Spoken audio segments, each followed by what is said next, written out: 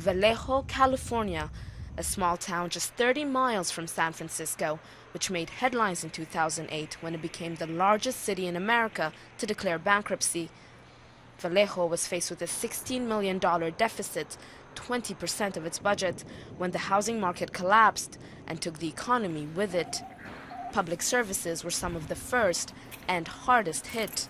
We went from a total of 120 firefighters down to about 60 firefighters. So we had a 50% reduction total in staffing. And we also reduced our fire engines from 8 engines down to 4 engines. The police force wasn't spared either, leading to a 10% rise in thefts and burglaries. There was the word out that you could come to Vallejo and you could steal cars, you could get, you could deal drugs, and nobody was going to stop you. Ann Smith moved to Vallejo before the crisis hit. She volunteers with the Neighborhood Watch Group, one of many in the city that patrol the streets every night. This is my neighbor's house today. He lost his house in foreclosure.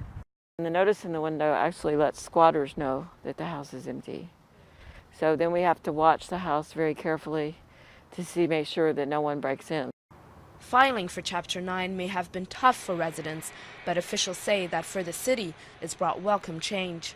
The protection of bankruptcy allowed us to do things that we would not have been able to do before. So pay less salaries, reduce our bond payments. So we had to make some really drastic changes, and we could have only done that through bankruptcy. Vallejo officially came out of bankruptcy in November 2011, but with countless businesses still shuttered and unemployment at more than 12%, the city's road to recovery is far from over.